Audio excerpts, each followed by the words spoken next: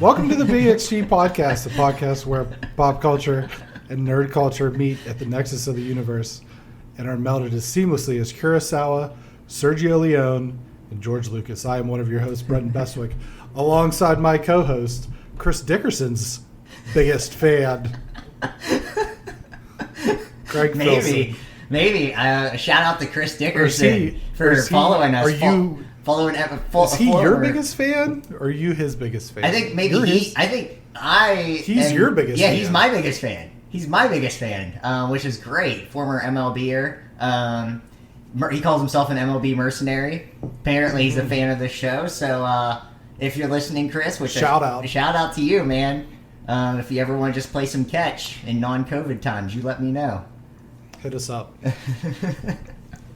Give us an ad to read. Exactly. Heck yeah. Just for you as a person. This is the BXG podcast where that was a mess. It's all good. That was a whole mess, just top to bottom. Well, at him. Yeah. Okay. I don't know what's happening.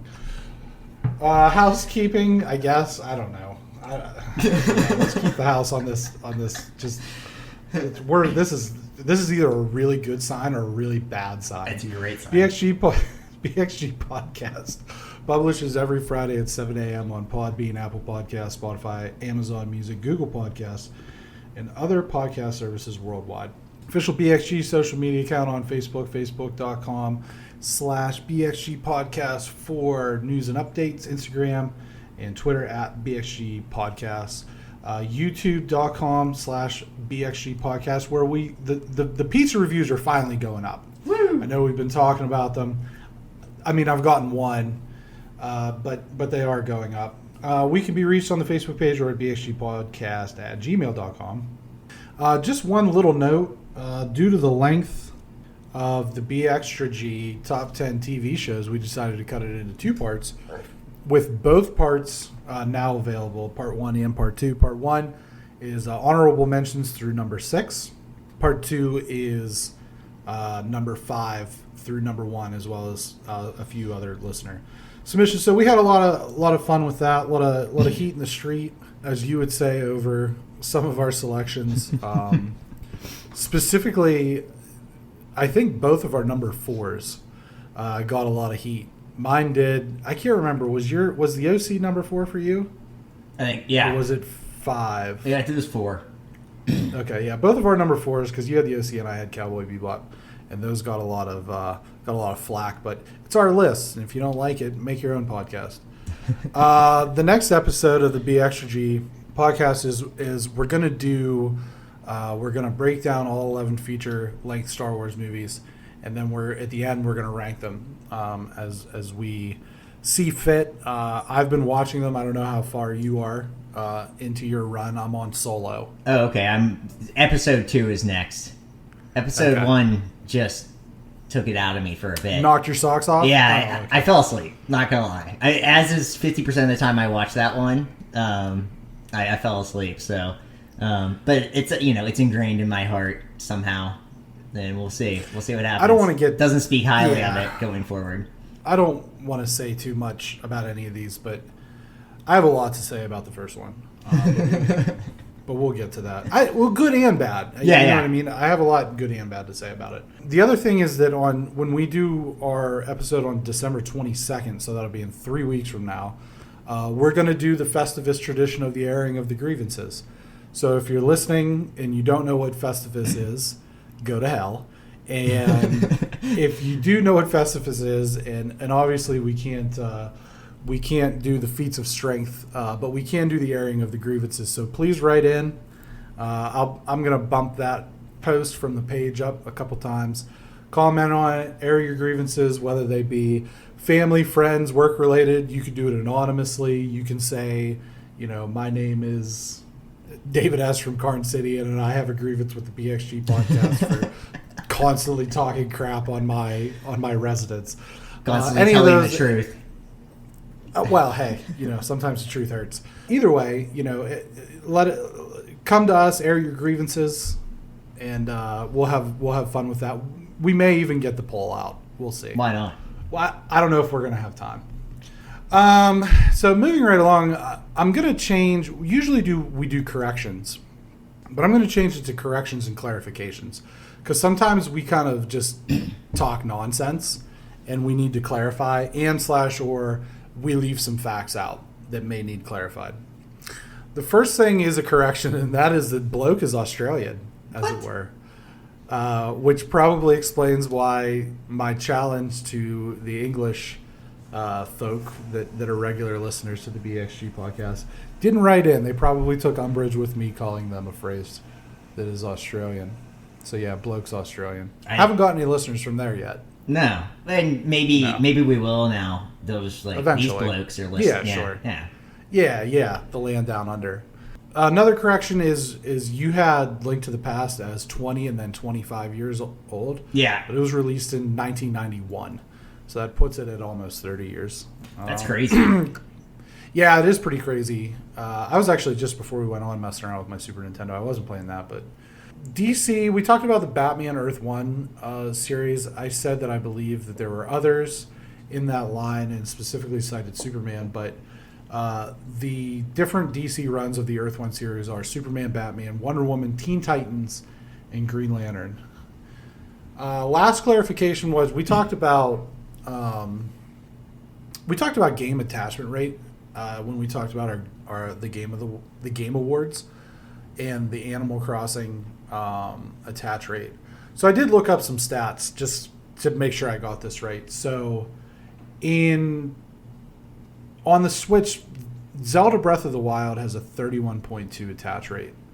Mario Odyssey was greater than 50% in 2018, but that's 2 years, so that's likely down. The highest selling game on the Switch is Mario Kart 8 Deluxe, which has sold 26.74 million copies on the Switch lifetime, which is 2017. But by comparison, Animal Crossing New Horizons has sold 22.4 million copies since March of this year. Jeez. So that's crazy. Yeah. How well that game sold. For comparison, the highest selling PS4 exclusive is Uncharted 4 with about 16 million units sold lifetime, with 113 million PS4 sold, giving it an attach rate of about 14%.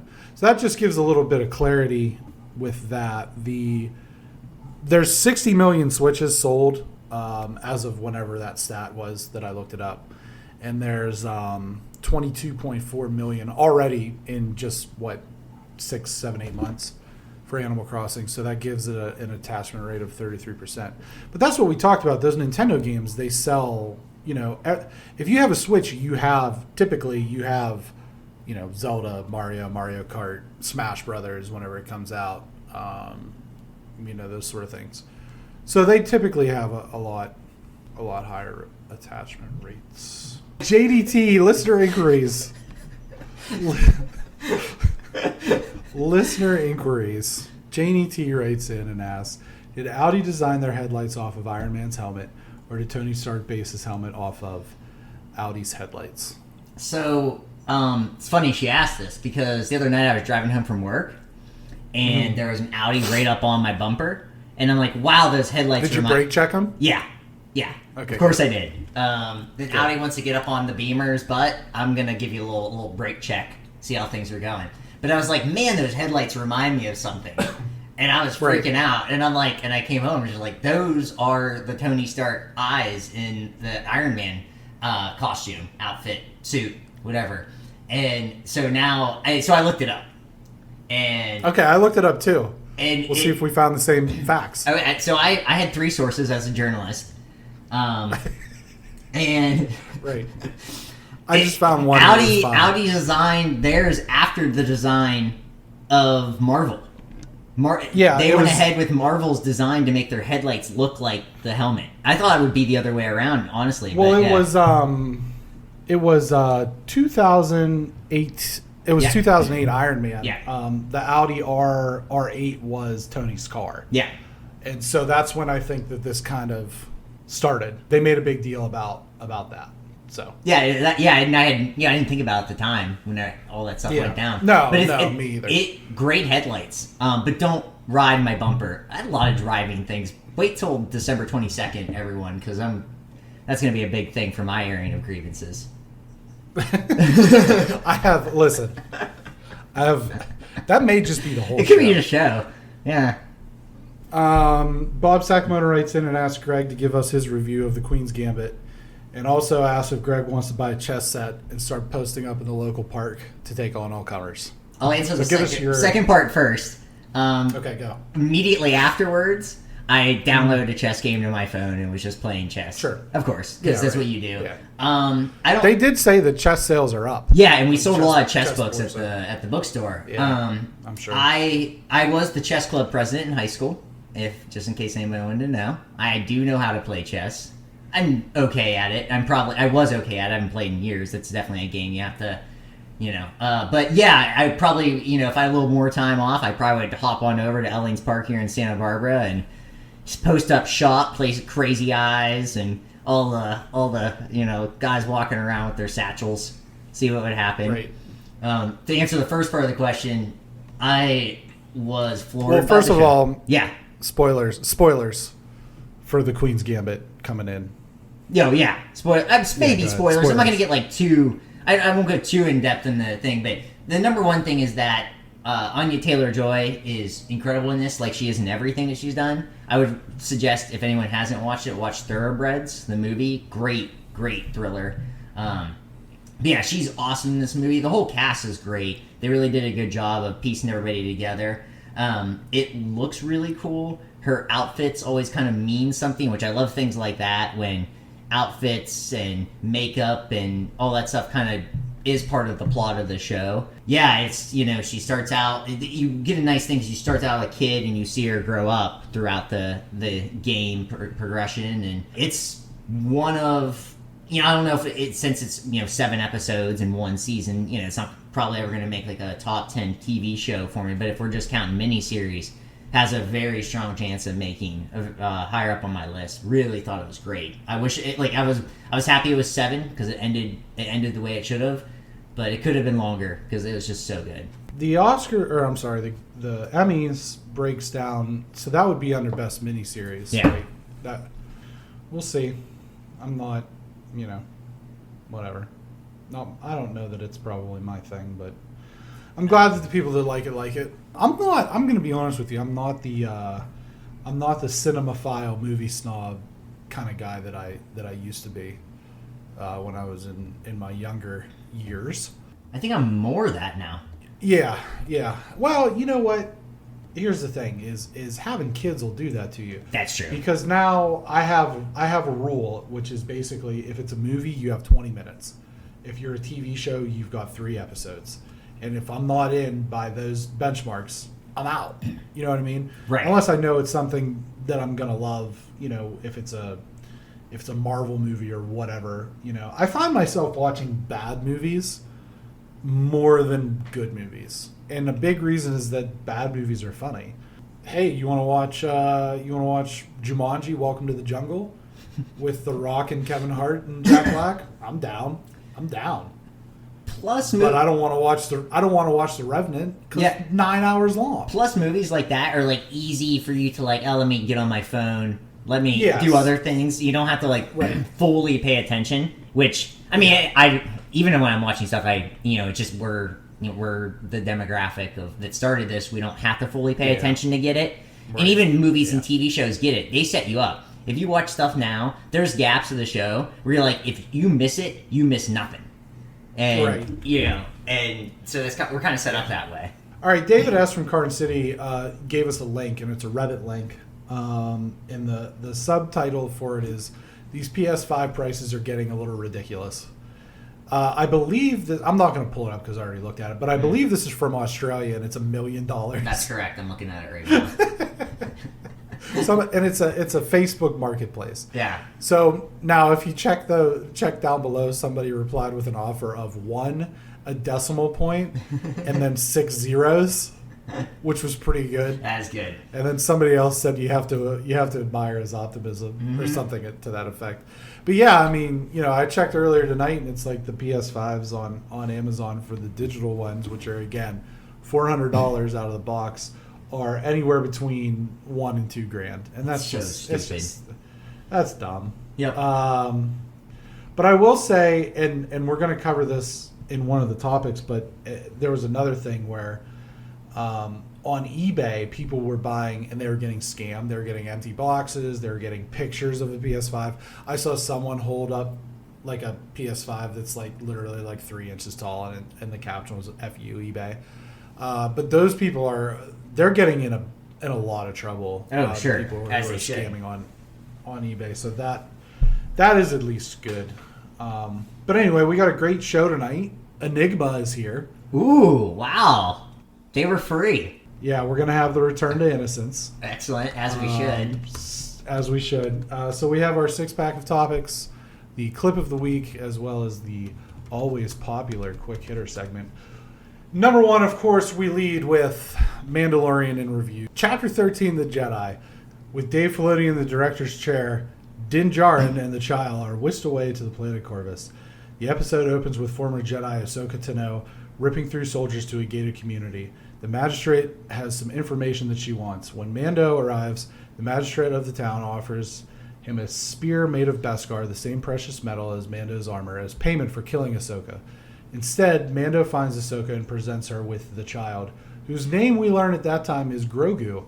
Grogu was trained at the Jedi Temple and was hidden and survived Order 66, which, if you're not familiar, that's the order from Revenge of the Sith, where Anakin and the clones kill all the Jedi. The question remains who hid him and who helped him escape.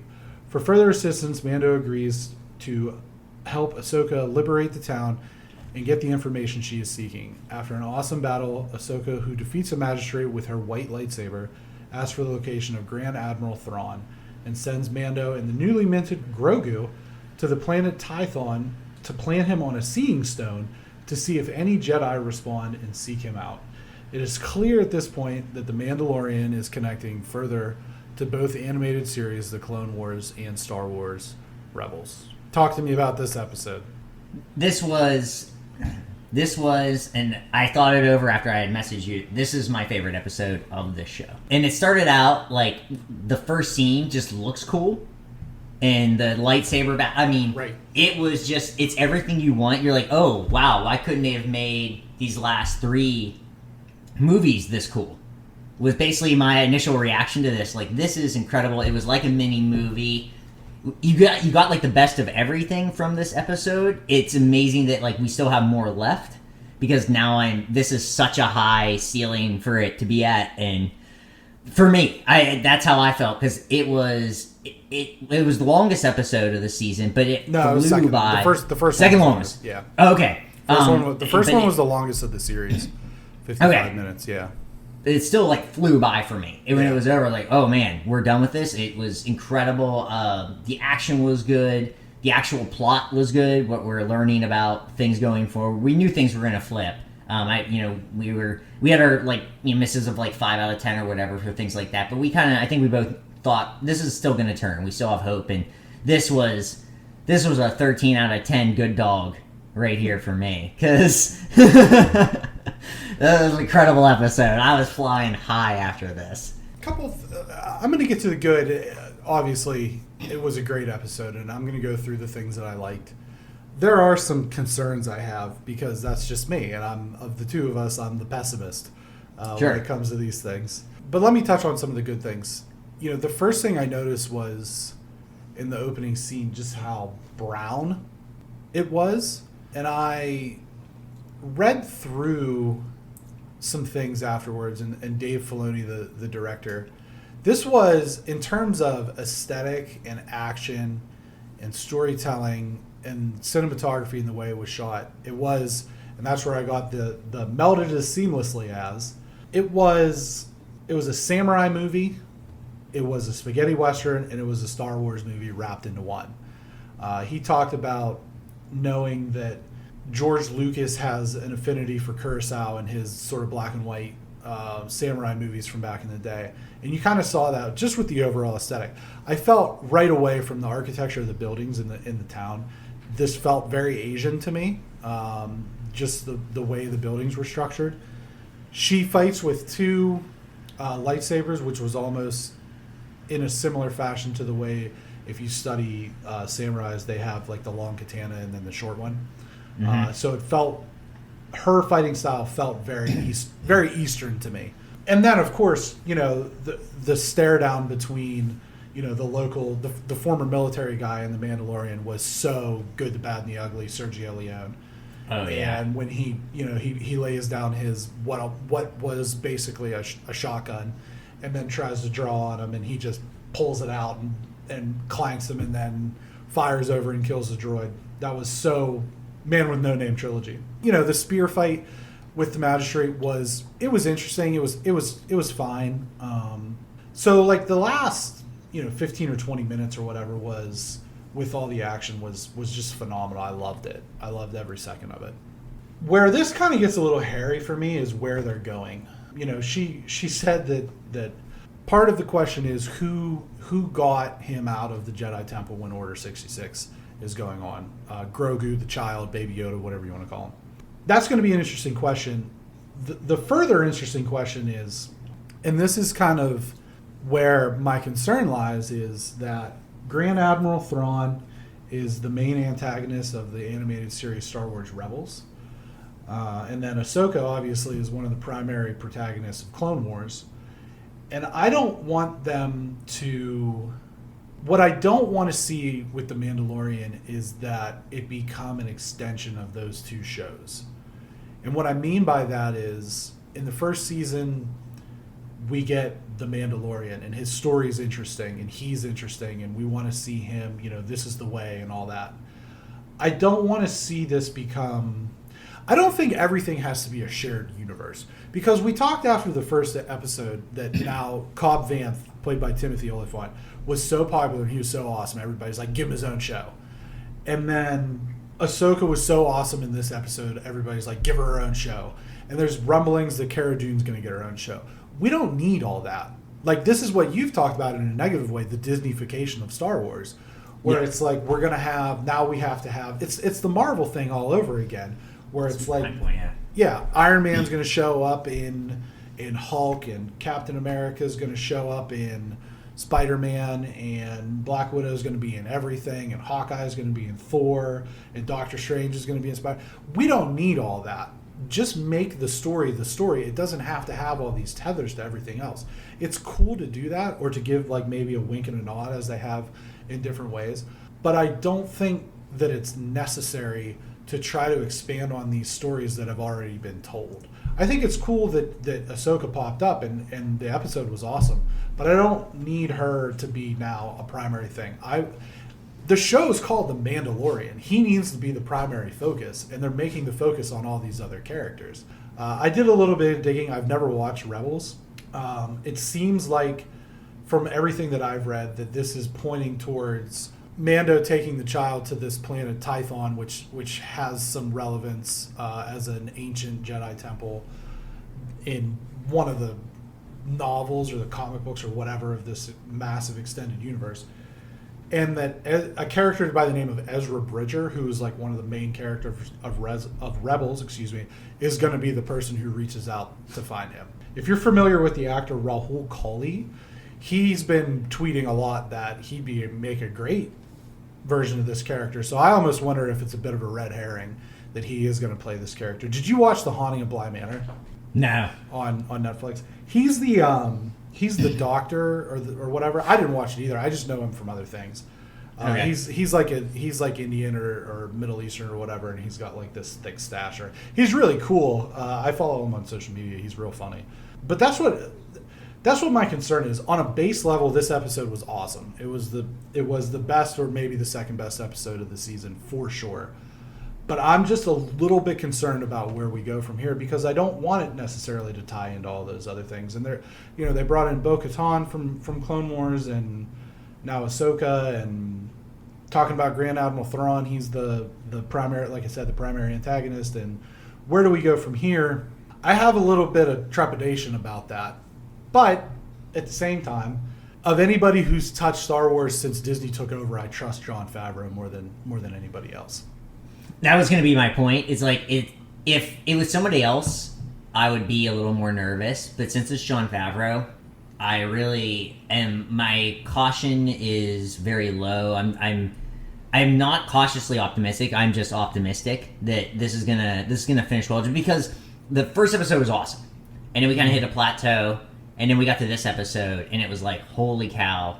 It was just setting us up. I think it's, it's like anything, it's hard to make every single episode incredible. Right. And now I kind of think we're hitting that projection where, like, okay, this was great, and, we just have a few more episodes left, and I think we're shooting off here. And I think we're only up for, like, good things going forward. I don't know if, like, the next episode holds up. I don't think it's going to be, like, I don't think that's the intention.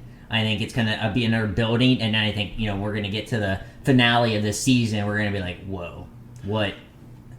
Yeah, I'm excited. Because I wasn't super excited until we got to this. I still like the show. It's still one of my favorite shows currently going. But this episode kind of brought me back in because I was locked in on this. I don't remember the first season like crystal clear, but I feel like it followed the same trajectory where the first episode was great. Maybe not as much.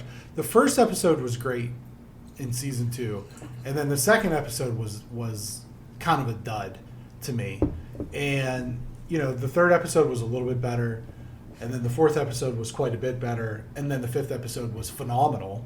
Yeah, and it was like, and so that's why I feel like episode 6 is going to be, I don't want to say a letdown, but I saw somewhere online that it's only going to be like 29 minutes long, and I kind of get the feeling like maybe because the last 3 episodes really were pretty heavy.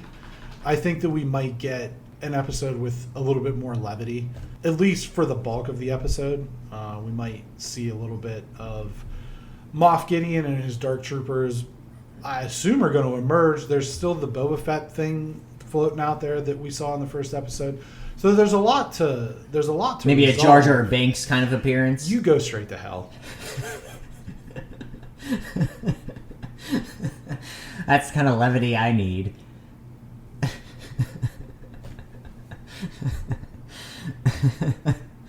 There's the screenshot.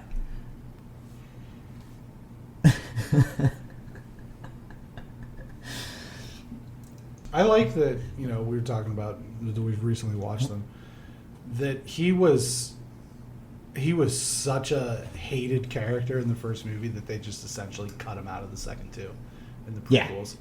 Yeah. And that ruined that actor's career, at least for a while, at best. But we'll talk about that later. But man, yeah, you can go straight to hell with that, that comment. Imagine if that happened. Yeah, that'd be awful. That would be awful. The internet would explode. The internet would explode. Yeah, that would be highly frowned upon. But I think the next episode is going to be maybe, like I said, I don't want to say a dud, but I think it's going to be a little bit lackluster, and then I think 7 and 8 are going to be kicking into high gear, Yeah. So we'll see, but I'm not.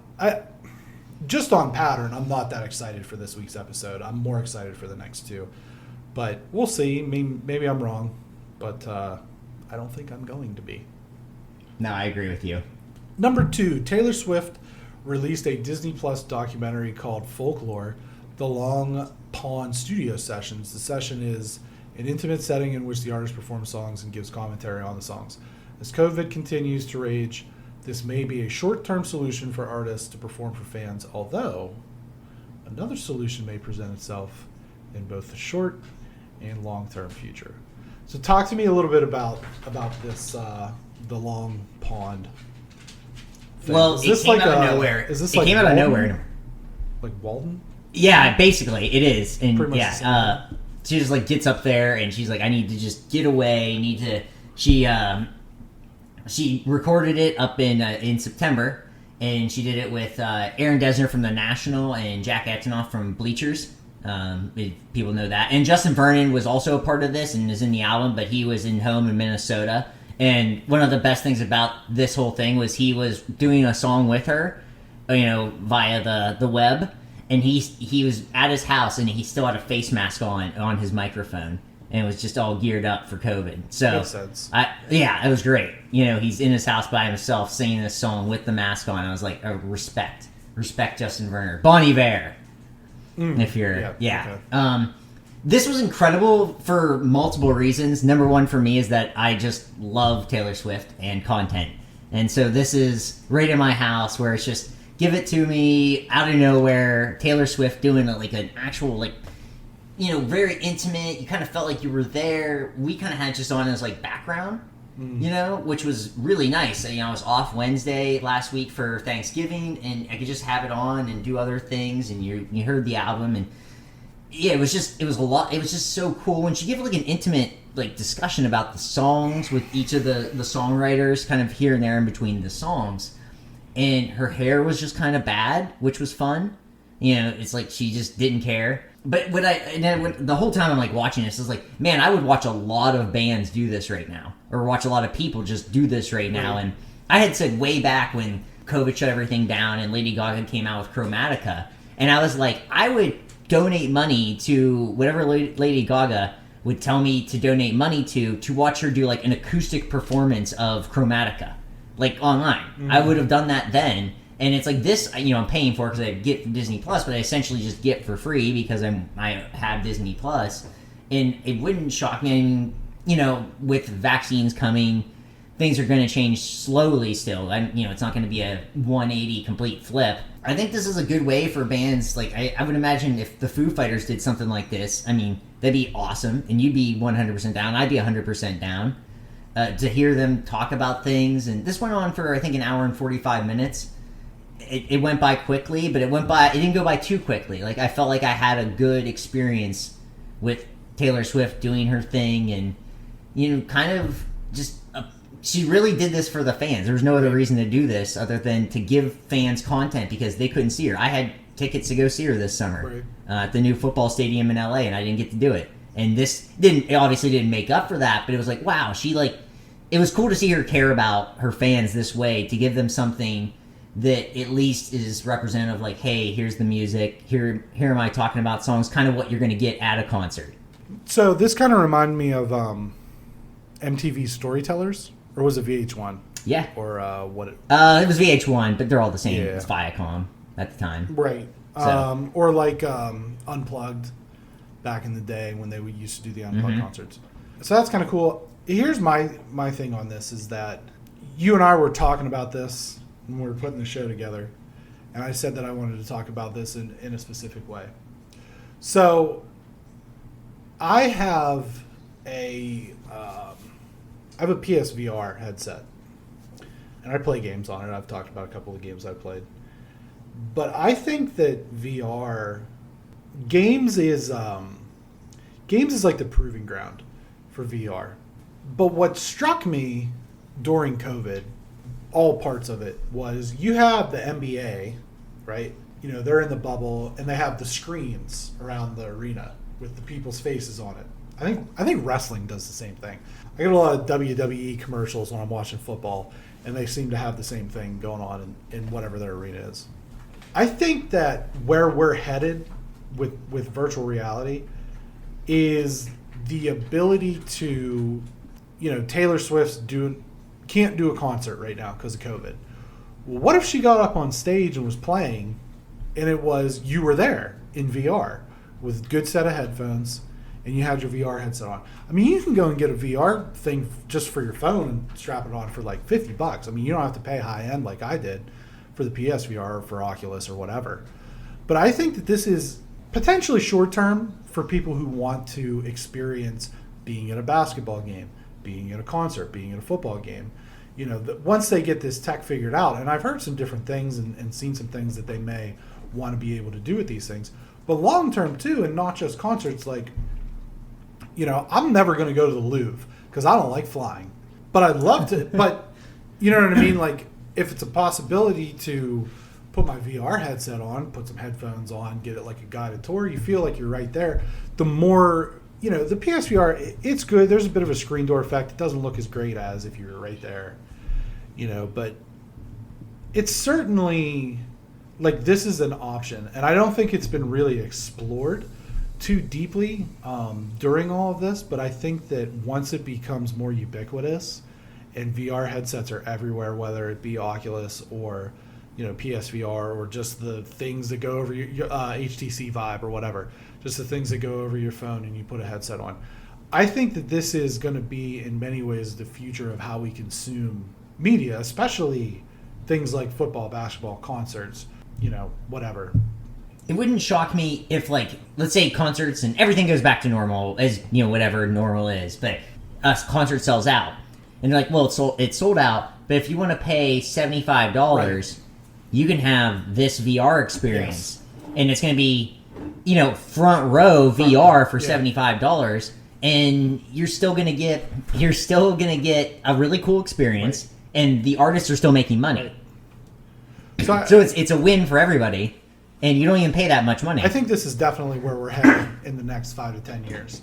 But that's what the first thing that jumped out to me was, like you said, she cares about the fans. She wanted to do something. How can you do it? I just think that that's something that hasn't been explored that could be in this space right now. So yeah, I mean, I didn't watch this because I'm not a Taylor Swift type person, but I saw it on there. I knew you'd be excited for it, so I was happy to. I literally, the second I knew about it, I put it on. Yeah. Because she did it in the middle of the night, because it was 11:24. She likes the number 13. 24 minus 11 is 13, so. Number 3, Stream Wars, Blockbuster. Godzilla vs. Kong is being pitched to different streaming services, and a bidding war has ensued, with Netflix offering up $200 million. Do you remember when Rich Eisen used to do that? Yeah. Million. Netflix offering up $200 million for the rights to stream. Warner Media, which has a 25% stake in the movie, Legendary Pictures would have the other 75%, has blocked the deal in the hopes that HBO Max would either best the offer, which would allow them to release in a manner similar to Wonder Woman 1984, which we discussed has a hybrid release in the last week's episode. So number 1, I'm surprised that anybody would pay $200 million for Godzilla vs. Kong, but that's just me. And the other thing is that it seems to me like Warner Brothers is using HBO Max as its own personal Netflix. It seems that way. Yeah, the numbers really threw me when I first read this. I was like, what? Why? I mean, look, I'm sure. I sourced it. I did the journalist thing. I sourced it on 3 sources. There we go. But it was just one of those things where I guess it's just like we have no idea when anyone's going to be able to actually go and pack a theater. Right. No matter with a vaccine, with all this, we have no idea. And so people are just like, let me just throw money at something, because if we make anything, it's better than the nothing. Right. That we're going to make because nobody. I mean, when the theaters were kind of open or still, I don't know. I have no intention of going in there. No. It's just no. But you know what's funny is this Godzilla vs. Kong. Right. I probably would not have seen that in the theater. No. If it's just on my HBO Max, I'll throw that on. That's good background. Did you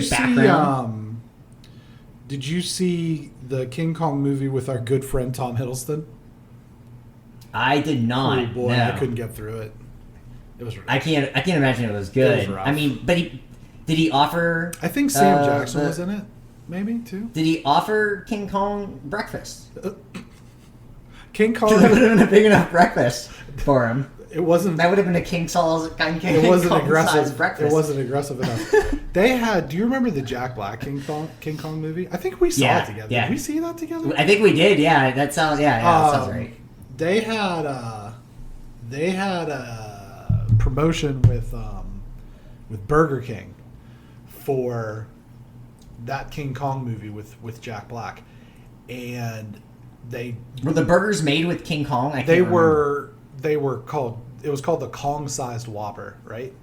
And it was that sounds weird. It was 3 patties, and they all had bacon on them, and it had about a pound of mayonnaise. And I ate one because, of course, I did. Kong-sized Whopper. That sounds accurate. Yeah, because I'll eat anything basically. I'm going to tell you, I felt like I was going to have a heart attack immediately after eating this thing.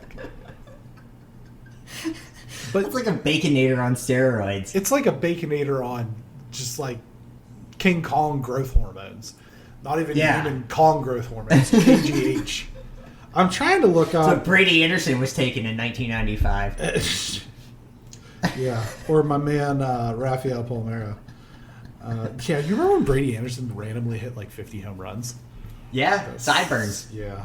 Man, I'm trying to find the budget for this movie just to see if the $200 million would cover it. Someone here put 190. I bet you it's more than that. I don't know. Either way, I don't know. Like I said, it seems like Warner's using HBO Max as it's like just like its own personal Netflix. I don't know. This is just how it's going to be. I mean, we've talked about movies getting delayed, movies getting pushed, movies getting, moved straight to VOD, option to VOD. Wonder Woman's going to be this weird hybrid model. AMC and Universal, I think it was, has this, 20-day option thing. I mean, this is just what it's going to be until it's, like you said, until it's not. So, yeah, we'll see. I don't think that $200 million for that movie is worth it, but that's just me. Number 4, Amazon's Utopia, which we've discussed here and there on this show, has been canceled. Season 2 was being planned and teased by director and creators at the virtual Comic-Con, but the show, who starred John Cusack and Rainn Wilson among others, was axed after just one season. The announcement came days after Amazon's The Expanse was renewed for a 6th and final season. Have you watched that at all, The Expanse? No, I haven't. I watched like the first 4 episodes. It was originally a sci-fi show, and then apparently it got canceled from sci-fi, but Jeff Bezos was like, I like that, buy it, and put it on our thing. Which I guess you can do if you're Jeff Bezos, Yeah. So, yeah. But it's based on a novel, and I wouldn't mind getting back into it. It's kind of cool. It's like space sci-fi or whatever. But yeah, I was a little surprised to see this with Utopia getting canceled, because it seemed like it had a lot of buzz around it. Yeah, there was so much buzz about it. I don't know. I mean, I guess it's one of those things where, like, maybe just because you hear from certain people, but yeah, I guess if a large portion of the population isn't watching something like this, then it's not worth it to them. And we only know the people we know, right? And they're kind of more into this stuff that like we like or tend to be in this thing. So I don't know. I mean, flyover parts of the country may not watch anything like this, and while you fly over it, there's still a lot of people there. Yeah, that's true. I think that I wouldn't be surprised if how like the gratuitous level of violence turned some people off. It turned me off a little bit. It wasn't because it was like I started to watch it after I finished The Boys, and The Boys is very violent, but it's like comical in how violent it is. It's like tongue in cheek violent. Yeah. Like Deadpool. Yeah. Whereas Utopia was just like regular violent, and there were people getting like brutally murdered in different ways through the episodes that I watched. I'll tell you this though, with it being canceled, I'm not going to be in any rush to finish it. So, right? Yeah. I guess that's kind of same. No, I'm not as excited. It's okay. Kind of a bummer, but. Number 5, on November 29th, the rights for Daredevil returned to Marvel. When the Netflix series was canceled, Netflix deal was that they would retain the rights to the characters for 2 years after the cancellation. The day has come, which has reignited the #SaveDaredevil campaign. With Daredevil rejoining Marvel, is it possible we could see Matt Murdock again? Vincent D'Onofrio, who played Wilson Fisk, a.k.a. the Kingpin, in the Netflix series, certainly hopes so, as he took to social media to ask fans to petition to save the cast. Did you watch Daredevil? I did not. I'm not really a Daredevil guy. Man, I'll tell you what, Ben Affleck ruined Daredevil for me. The comics just ruined it for me prior to Ben Affleck, and also the Marvel game that I had, where he was so lowly rated, and every time I had him on my team, and I would lose, I was just gonna be like, it was because of Daredevil, because I got nothing. I respect the guy fighting crime, being blind, but that just. And if I would try to, because I would get those packs for Christmas where you get like 25 comic books, and Daredevil would be one of them, and you'd be like, I guess I'll read this. Oh, okay. Because. Well, no, I'd be like, I guess I read this because I read the other 24. Yeah. It's like I read X-Men and I read the Wolverine, and I would read, Fantastic Four and Captain America and everything, and the Avengers, and I'd be like, oh, I guess I got Daredevil here left, and I'd read it and be like, this did nothing for me. See, if I got 25 comics and one of them was Daredevil, I'm probably only reading 24. And you didn't miss anything, I'll tell you that right now. I'm always surprised about the excitement with Daredevil. Yeah, people love that show. I don't get it. I don't know what maybe it's because it's semi-relatable. Yeah. I don't know. Like, he's not, injected with stuff that makes him jacked like Captain America. I think a lot of it was, I don't know. It just came along at the right time when everyone was so hyped about the MCU just in general. You know what I mean? It just came along, when people were really excited. We were past phase 1 where everything was still kind of experimental. I haven't watched any of those shows. I didn't watch Iron Fist. I didn't watch Luke Cage. I didn't watch Jessica Jones. I didn't watch The Defenders. I just don't have, I love those movies. I love all of the movies, the MCU movies. Yeah. I even love Thor Dark World. Deep down. It's like picking your least favorite kid. Yeah. And it's Thor Dark World, but you still love the kid. Mm-hmm. I just don't have time. I just don't have the bandwidth for Marvel shows that are... No, I tried to watch Agents of S.H.I.E.L.D. I tried to watch Agents of S.H.I.E.L.D. No. Couldn't do it. I did the exact same thing. I tried watching Agents of S.H.I.E.L.D. and Jessica Jones, and nothing for me. I was just like, this isn't... It sounds weird, but now obviously we're moving forward. I don't need Captain America, but I need that presence of someone that's actually... Cool. Stuff I've read for the past 30 years of my life. Yeah. I've been reading Marvel comics since I was 5. I had, this is... When Jessica Jones gets brought in the mix, I'm like, what? Well, that was one of my friends from my childhood, Jay, used to just infuriate his brother John because he would say Iron Fist was his favorite character, his favorite comic book character, and he was just doing it to spite him. You know what I mean? Sure. And he's like, sure. He can use his chi to make his fist into a substance not unlike iron, and he knew all these random facts about Danny Rand Kai and why he was so cool, but it was all amazing. It was just a ruse to make his brother mad. And that's the thing is that's what sticks with me about all these characters. It's if these are your favorite characters, it's probably just to make somebody mad. You know what I mean? Sure. It's done well enough of making someone mad that he's become popular. Right. Your actual doing something out of spite has become so popular that you've made something popular. I will say I used to have a major problem with Bullseye from the Daredevil movie with Ben Affleck. Bullseye was, of course, Colin Farrell played him. I used to just cut on him so bad. I was like, oh, what's your power? Oh, you're just really accurate? Ooh, what a loser. But then I thought about it. I'm like, yeah, but that's Hawkeye and I like him. That's literally the exact same thing. It's oh, okay. Being accurate is a good skill. It is a good skill. And being able to judge the wind. Yeah, sure. Like Hawkeye said, I took up golf, shot 18, scored 18. Yeah, or whatever the line is, Yeah, it's just, if you're that good, he should have just played golf. 18, shot 18, yeah. I flubbed the line. Whatever. I hope the people that want Daredevil get Daredevil, but I just don't see where it fits in because, there's so many series that are already going to tie in to the movies, and then there's the movies, and they're all going to tie into the series in different ways. And so you see all this playing out, and it's well, we get Daredevil now. Well, we still have to... Here's my question for you. It's which would you rather have Marvel factor in, Daredevil or Wolverine? No one is going to pick Daredevil when those are your two options. No one would care at all. They'd just be I'm taking Wolverine 1,000 times over. Which would you rather have, Wolverine or Iron Fist? Well, my buddy Jay would rather have Iron Fist just to piss his brother off. But nobody's picking, Luke Cage Power Man over the Thing from Fantastic Four. Nobody's picking Jessica Jones over Miss Fantastic or Miss Marvel or whatever. I don't know. I hope the people who want to get it, and Vincent D'Onofrio, he's looking to be able to play Kingpin again, and he was even tweeting about seeing that there might be an opening for the Kingpin to slide into Spider-Man 3, which at this point, and I actually took it out of the news, but you had Alfred Molina being recast as Dr. Octopus for Spider-Man 3. He played Doc Ock in Spider-Man 2 in the Tobey movies, in the Sam Raimi Tobey movies.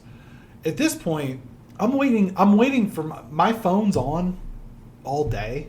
Whoever they need me to play in Spider-Man 3, because it seems like everybody's getting an invite.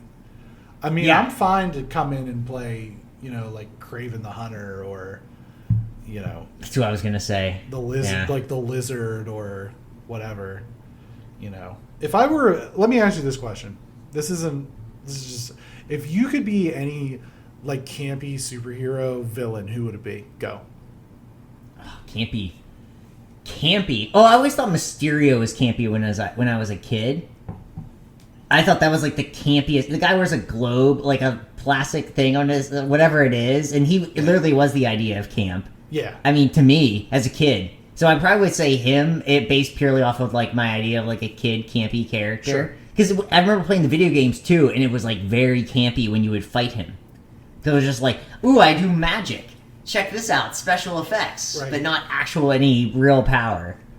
I would be Condiment King. And if you don't know who that is, I thought I'm going to invite you to Google him. Because that's that's a real Batman villain, Condiment King. Yep. Yes, it is. Oh my gosh, what a great look! That's a good one. What if I was specifically Jim Carrey's Riddler?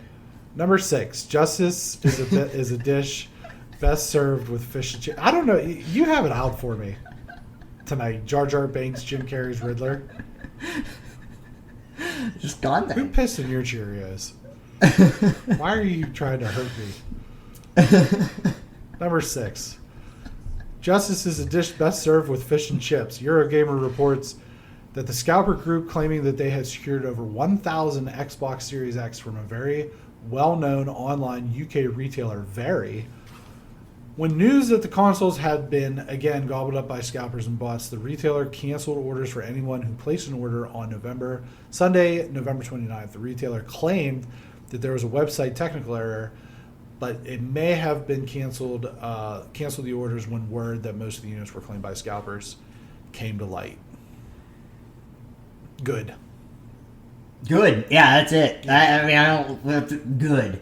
I'm so over all this where, like, I'll get a PS5 eventually, but the last time I tried, I just said, I, like, almost threw my phone across the room. Because I was just spinning for like a while. Like, ooh, did I get it? Did I finally get it? And it was spinning and spinning and spinning. And I was like, error. And I'm like, oh my God. Last Wednesday was the last time that Walmart had any on. And it was so stupid. It was 7 o'clock Eastern time. And then when they realized, surprise, that there was going to be a ton of demand and their website was going to crash just like it did every other time.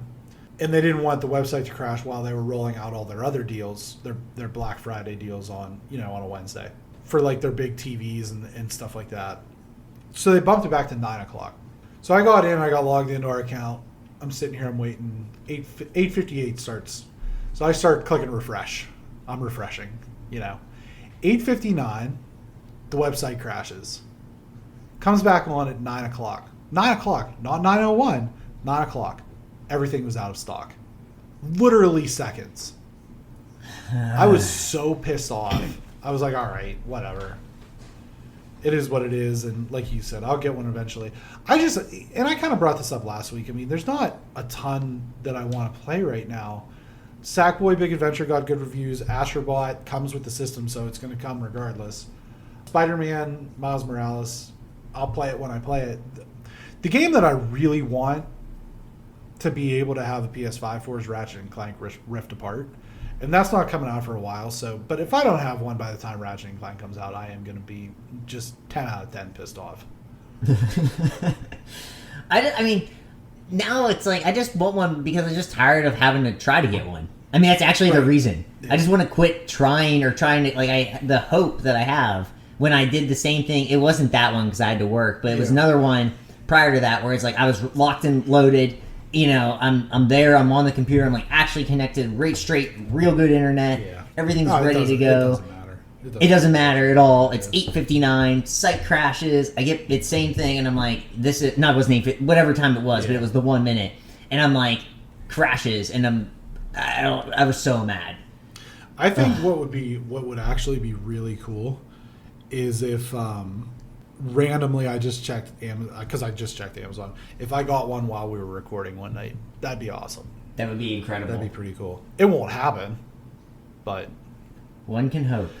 Yeah, I guess. Oh, I just bought the $1 million one from Australia. I just did it. Well, what's their currency? How much is $1 million US in Aussie money? 100. Because maybe I have it. I might have enough. Yeah, maybe I do. It might just be like.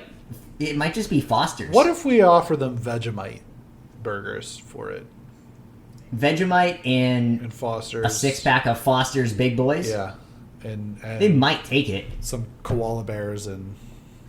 Australia's not even real, though. It's just, it's Argentina. You want to talk about Australia? Australia is just a nightmarish hellscape, is what Australia is.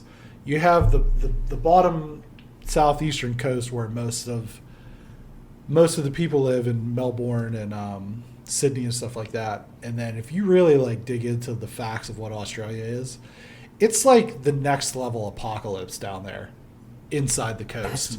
Why prisoners live there. Yeah, right. It's something like 70% of the world's... This is going to be a correction or clarification next week. It's probably going to be higher than this, but like 70% of the world's poisonous spiders and snakes live in Australia in the outback. And I wouldn't be surprised if it was like 99%. You have like... Have you ever... It's craziness there. This isn't going to be clip of the week. Have you ever heard of a drop bear? Do you know what a drop bear is? A drop it's bear? Like, I don't think this is a real thing. I heard about it on a podcast. Okay, go... Here's what I'm gonna have you do. I'm gonna have you Google image. So if you're listening, follow along with us. Just don't be driving, especially in Western Pennsylvania right now because we got like 8 inches of snow today. So you're gonna type in drop bear.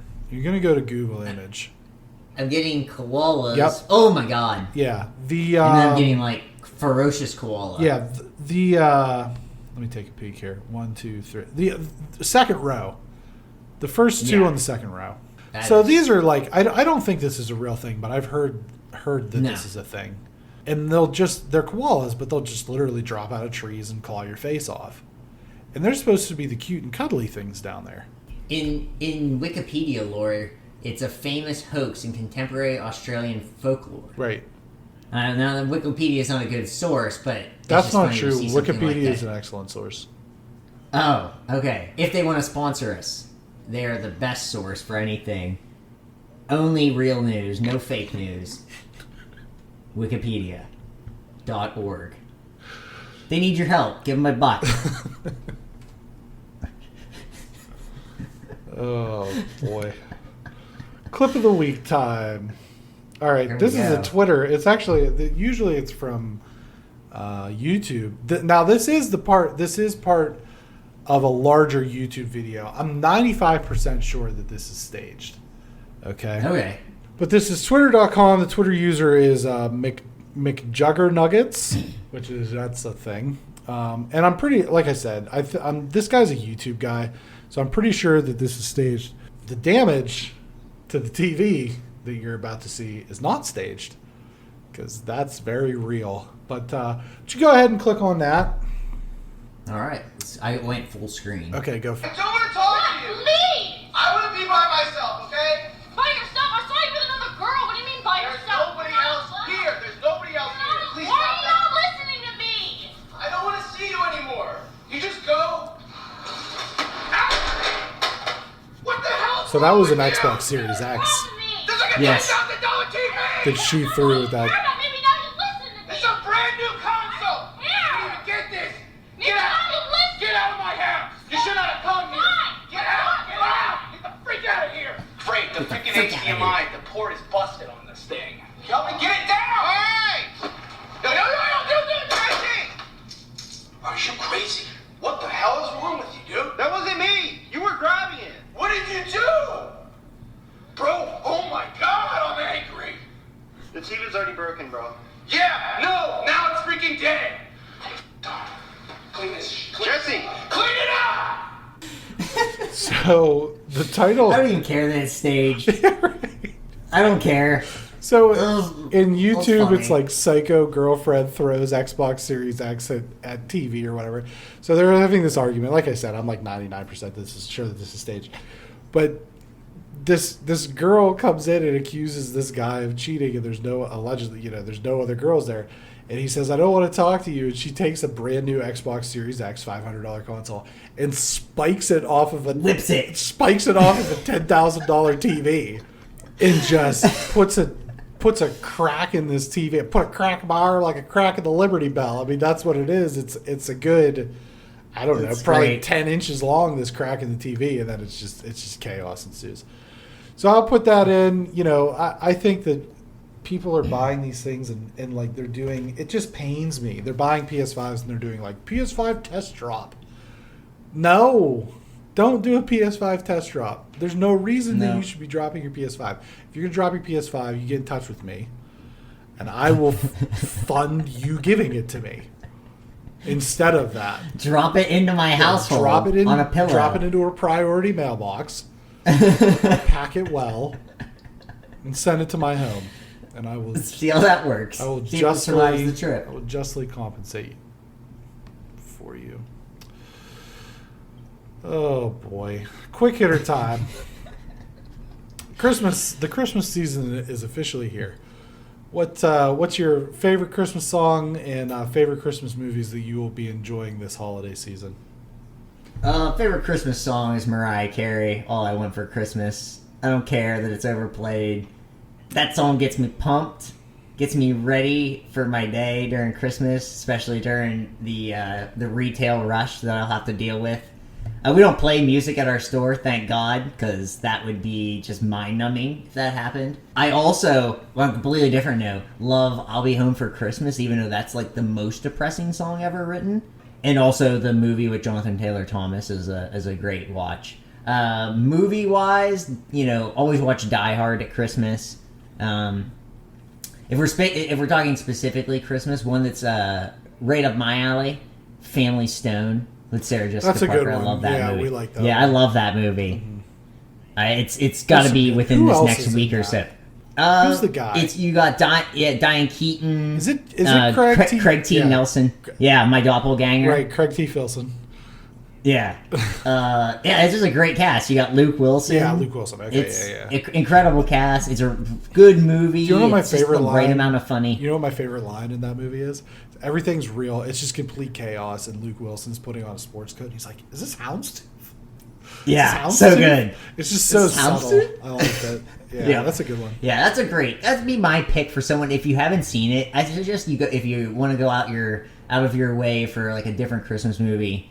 I think that's a good one. Okay, I'm going to start in reverse. Christmas movies, of course.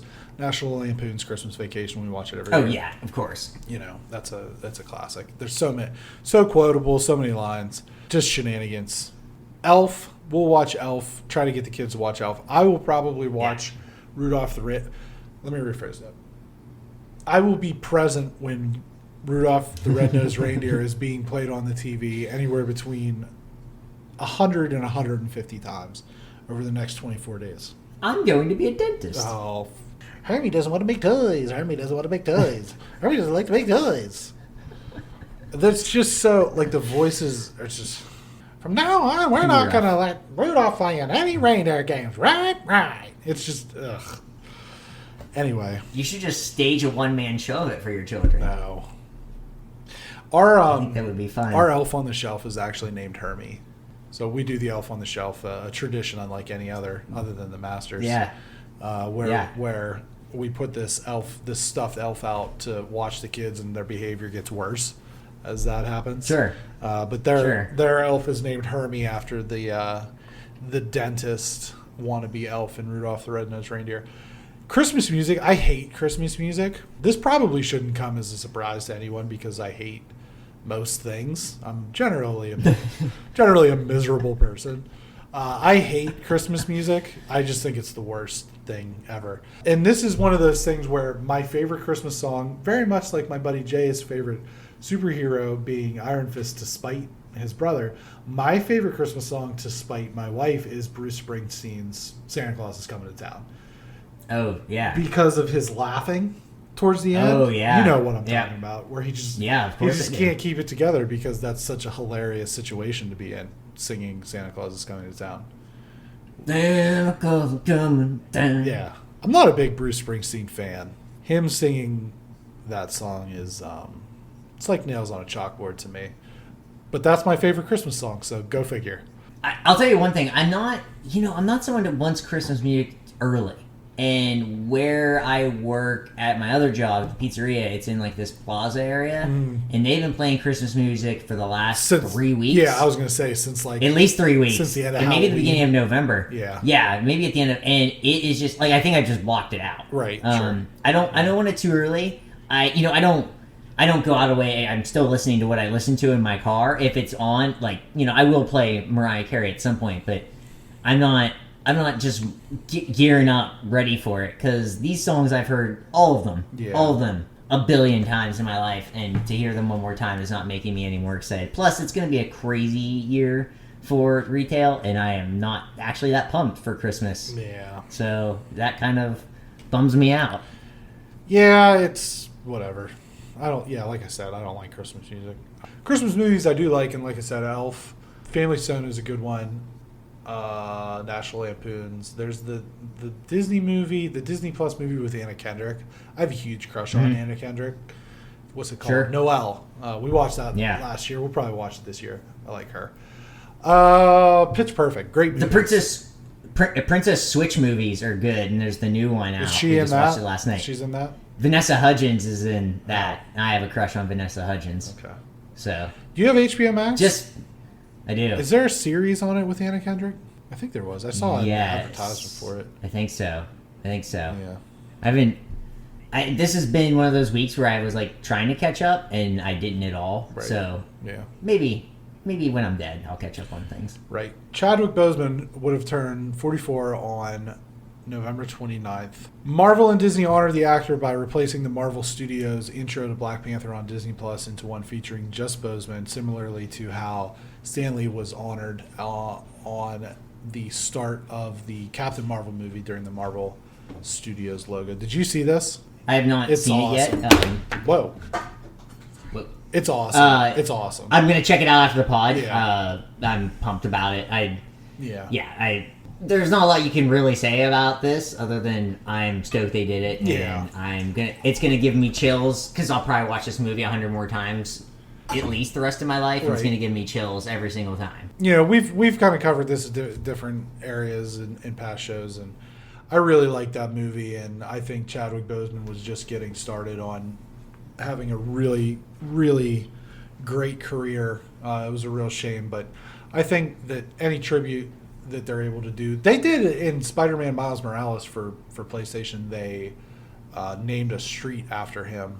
Oh wow! That you can go past, and then there's something in there too that's Stan Lee tribute as well. David Prowse, the original body actor of Darth Vader, dies at 85 of complications with COVID, according to his daughter. Now, I say body actor because he would have been the actor in the scenes. The voice was obviously James Earl Jones. Yeah.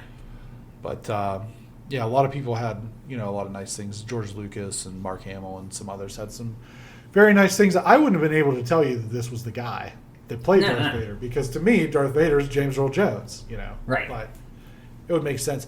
I saw pictures of him. He was a large dude. Man. Yeah, big dude. Yeah. Not Chewbacca big, but very, very, very big, very girthy. I think he might have been like a bodybuilder too. I might be wrong about that. But he was, there was a lot of tributes that went out over the weekend for him as well, David Prowse. PS Plus and Xbox Games with Gold for December have been announced, and they are available as of today as we record. PS Plus offers puzzle shooter in the long-running Worms series, Worms Rumble, which is cross-play PS4 and PS5, open world chaos simulator Just Cause 4, and arena shooter Rocket Arena. Xbox Games with Gold will feature mystery game The Raven Remastered, a horde mode shooter Bleed 2 for Xbox Series X, and for Xbox One, open world games Saints Row, Gat Out of Hell, and puzzle games Stacking.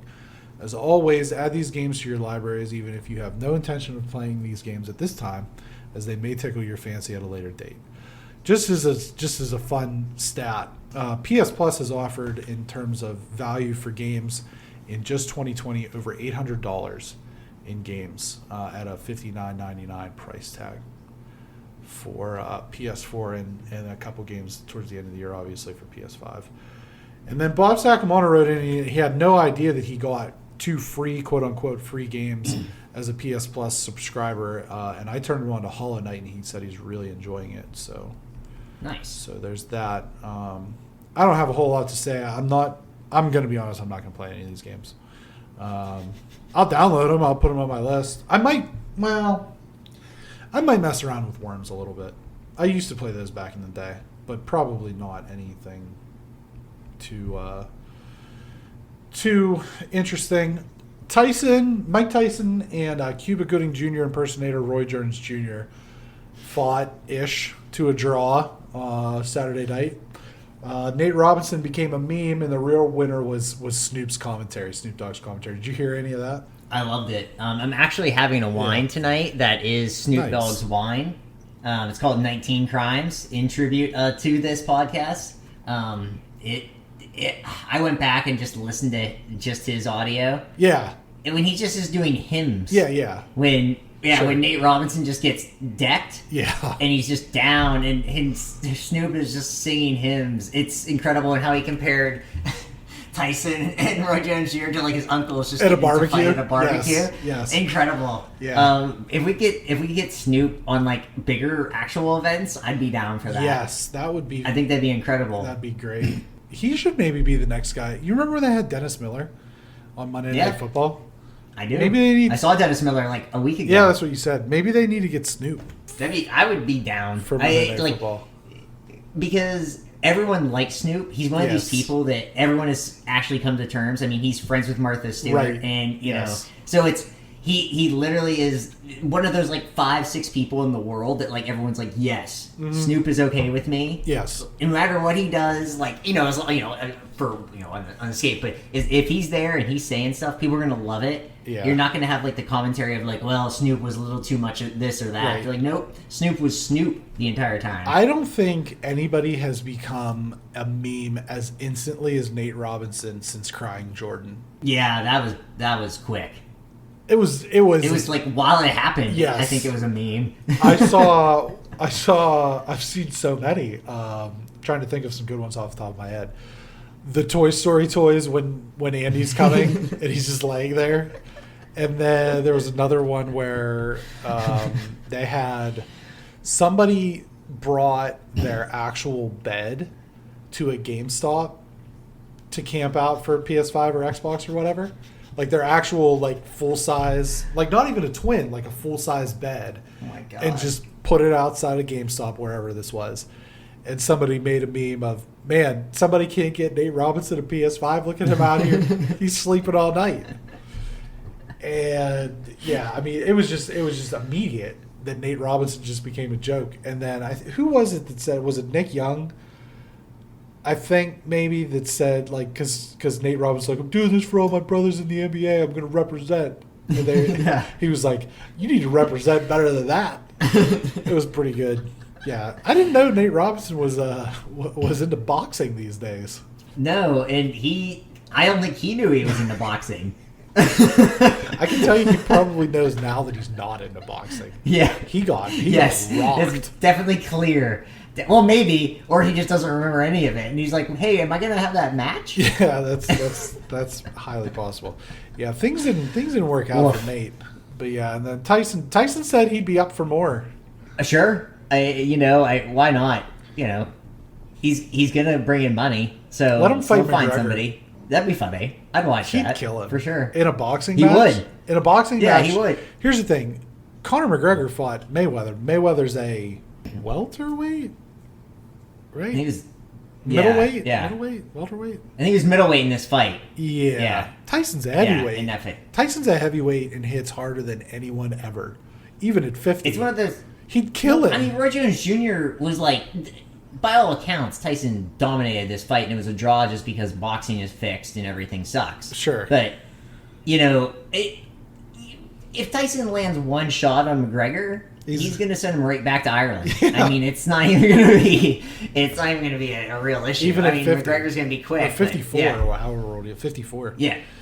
Yeah. Yeah, that would never happen, but that'd be fun. More musicians on musicians from Rolling Stone. We talked about Taylor Swift and Paul McCartney. Some of the other matchups are Erykah Badu and Summer Walker, Lil Wayne and Lil Baby. Kevin Parker and Billy Corgan, Phoebe Bridger and Lars Ulrich, Brittany Howard and Margot Price. I don't think any of these are the diametrically opposed matchups that I want to see. Right. I was hoping to be way different. Yeah, I just want crazy things to happen. Like I would like we had discussed. Yeah. But I DMX and Dolly Parton. Yeah, exactly. And I think those would be I think they'd actually play out better than people would expect. Yeah, I think so too. I really do. I actually do too. Because all these musicians are smart, and whether they have a persona. Sure. But at the end of the day, they still have to. It's still business, right. And I think things like this. This is like the Paul McCartney and Taylor Swift thing was actually more different than any of these. Right. That's kind of the funny thing to me, where it's just like, oh, okay, like that was actually the most like incredible one. Even though they both do pop music, it's the age difference. Sure. It's there's a lot of different things going on there. These are kind of, I don't want to say necessarily boring, because I'm sure I'll read these in passing. I'm sure I'm going to like them fine, but I'm a little bit disappointed that they didn't invite Lil Bootsy, Lil Wayne and Lil Baby. Yeah, definitely. Lil Bootsy for sure. Yeah. The Utah Monolith, here and gone. Did you see this? No. You didn't see this? No. Here and gone. I wanted to do this in the show. That's why. Okay. Somebody put this giant like steel here we metallic monolith in the middle of a remote canyon in the desert in Utah with no explanation. And then just as quickly it was gone again. Yep. Here it is. And there it is. Yeah. 3 meters tall. The one discovered in Romania is 3 or 4 meters tall and covered in linked circles. Well, there you go. This is some Bob Lazar stuff. It is. You're familiar with Bob Lazar, right? I thought it was behind me. No, I thought it was... No, it wasn't. It wasn't. Well, I think they took it. I think local people, from what I saw, local people took it out because they didn't want people getting lost looking for it. That makes sense. Because I guess it was in the middle of nowhere. But this was like a story for a few days. That it just showed up. Like it was something out of. When I saw it on our list, I was like, I don't want to look at this. I just want to wait till we got to it. Yeah, it was like something out of a science fiction movie. Yeah. Oh, a lot of here stuff. Yeah, a lot of conspiracy theory things too. Yeah. So this is good stuff. That's good reading. That's good wormhole. Oh yeah. Did you watch Bob Lazar, the documentary on Netflix? No, but I know what it is. You gotta check that out. Okay. You have to. It's so wild, man. Like the things that he just unearths. It's for those who don't know, it's Bob Lazar Area 51. And flying saucers or something to that effect. He didn't actually work at Area 51. All down. Yeah, he didn't actually work at Area 51. He worked at a place called S4. At least that's what he alleges. There's just too many things, that line up. It's freaky deaky for sure. Academy Award nominee Elliot Page announced today that he's trans. The actor posted a lengthy message on Twitter. Page is known for his roles in Juno, Inception, and The Umbrella Academy. Good for him. Good for him. Whatever you want to do to feel better about yourself. I just hope there's not negative backlash. I'm a little nervous. I read that. I'm sure there will be. There will be, and I just I'm going to try to avoid it because people. There's other things to worry about. This was the question, and I'm not familiar with The Umbrella Academy. I mean, I know what it is, but in the comments on IGN, where I initially saw this story, somebody said, well, is he still going to play that character? Because that character is a woman.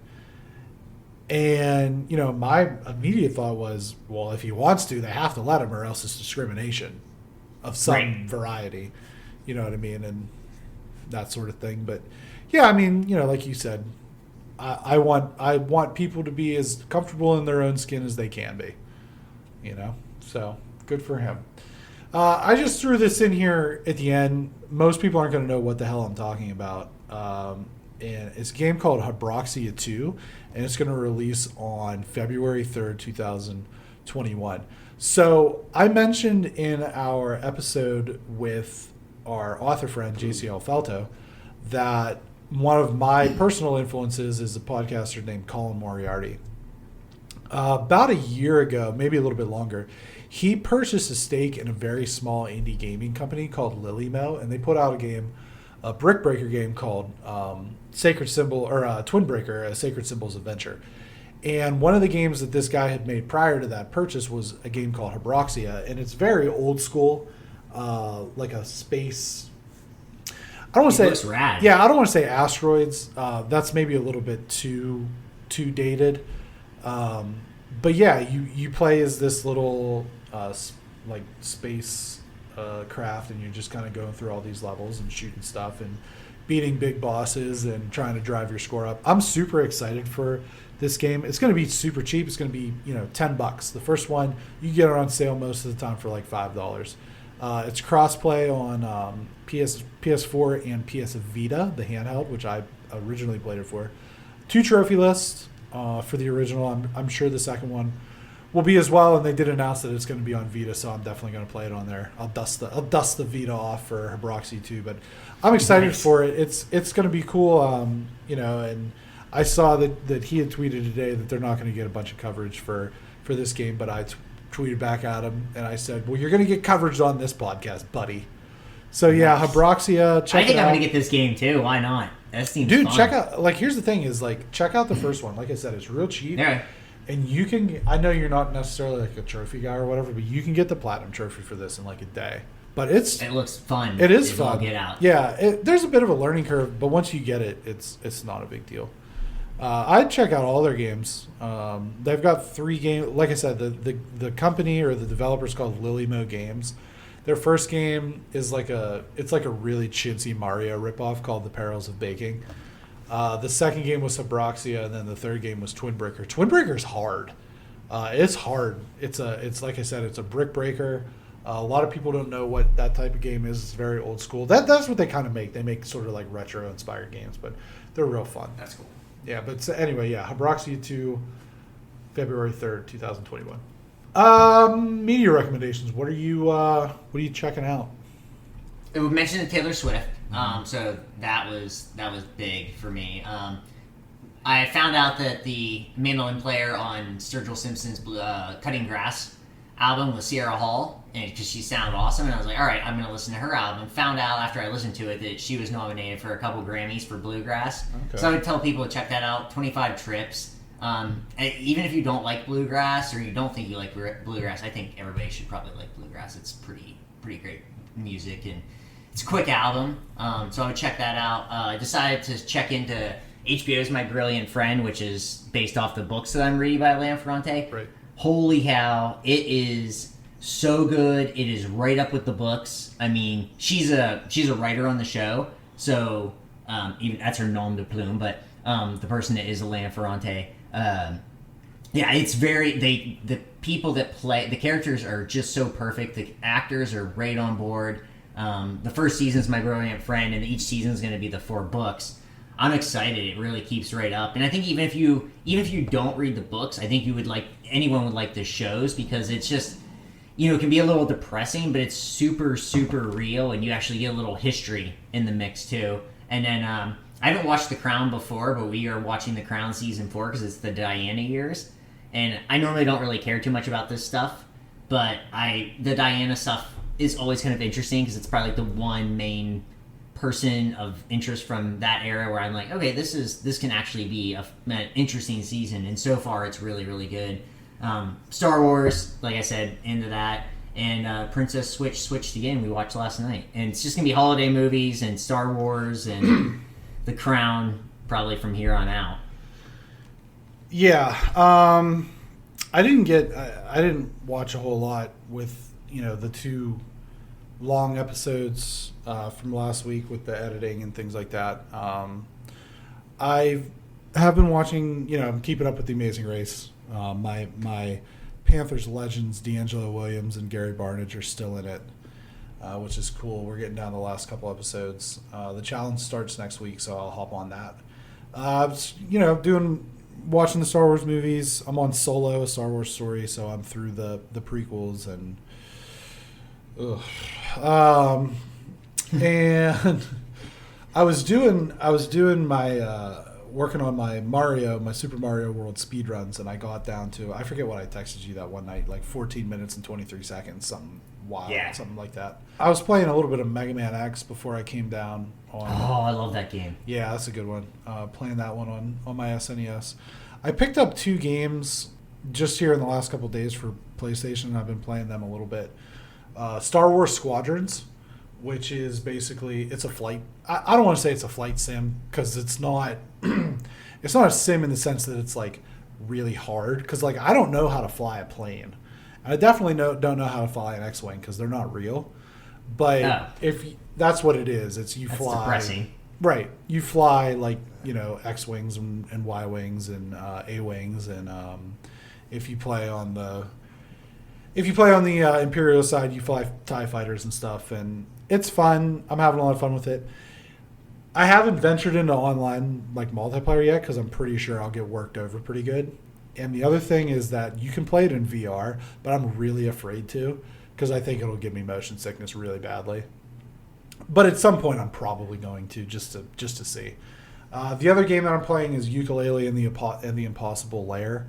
It's a sequel to the game Yooka-Laylee, which is basically like a mascot 3D platformer from a few years ago. It's in the same vein as like Mario 64 and Jak and Daxter and stuff like that. The first one's like so. This one's it's a little bit better. It's not that type. It's more of a side scroller level like the old Marios. It's really hard. So I'm kind of liking. I'm frustrated, but I like that because I do like a game with a challenge. Because so many games are just not very challenging these days like they were in olden times. But yeah, that's what I'm doing, and I'm just kind of chugging along, and we'll start getting into this we'll start getting into the holiday stuff. I do want to do. We were talking a little bit. Spotify. I'm a Spotify guy. They give you your 2020 wrap up, and then they let you make a playlist of your top 100 songs, and they give you all these stats and things like that. I was telling you that my 5th most listened to genre was show tunes, which I thought was hilarious because I listened to so much Hamilton this year. Yeah. But yeah, I mean that was kind of neat, and so I'm just kind of listening to my like most listened to song playlist as well. I put my not Spotify playlist up on my Instagram story. So I just guessed based on what I listened to this year. So yeah. Well, I would have never guessed. Like my 3rd most listened to song was a Coheed and Cambria song that's like 15 years old, which isn't a surprise because that's how I roll. They said I listened to like 167 genres. I said, well, that can't be accurate because I listened to the same Incubus album all year. That's only one genre as far as I know. Unless they just keep switching genres on that album, they can't decide. Yeah. But yeah, that was pretty neat, and so yeah, so like we said, we want you to air your grievances. So get your grievances into us to be aired on the Festivus celebration episode, which we'll be recording on December 22nd. And then give us any Star Wars feedback you have. Give us your rankings. Give us, I love the prequels. I hate the prequels. I love the sequels. I hate the sequels. I think Solo's the most underrated movie of all 11. This was the problem I had with Jar Jar Binks. This is what the problem I had with Kylo Ren. Whatever your Star Wars thoughts are, get them to us. We'll read them on the air. We'll react. We'll respond. We'll give you our thoughts based on your thoughts. I really can't wait to do that. Yeah, I'm super episode excited. Because I have so much to say about not so much the originals. Because what's left to be said about them? I mean, anything that you're saying about those movies, good, bad, or ugly, is kind of splitting hair at this point. Mm. But the prequels and the sequels, I think that there's going to be a lot to be said about. And Solo and Rogue One. Yeah, I think, the original 3, I think, like you said, but I'm probably more excited about the prequels than I am the sequels to talk about. Because the prequels I have watched so much of, because I've rewatched Star Wars for most of my life, and when those came about, I put those in my rewatch. And so now I've watched all of those so many times, and they never get better for me. So that's the thing. You know what? I hadn't watched the prequels in a long time, and as I'm on the record saying I hate The Last Jedi and The Rise of Skywalker. And I was like, yeah, the prequels are better than those.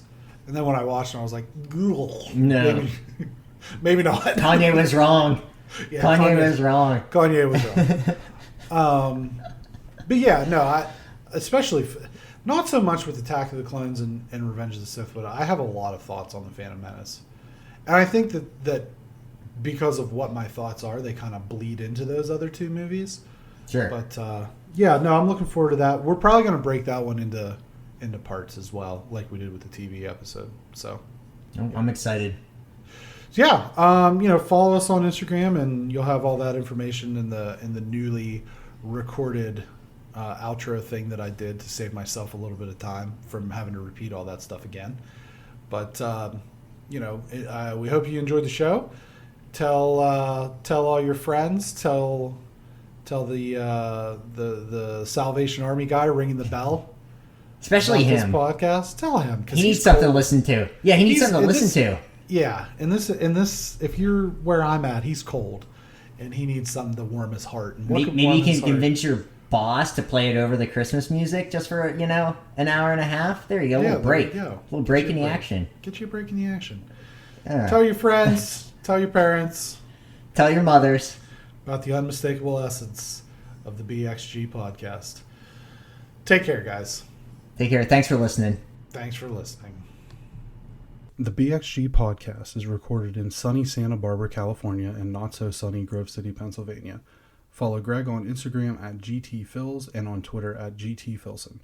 Follow Brenton on Instagram and Twitter at WHY2BEEY2B.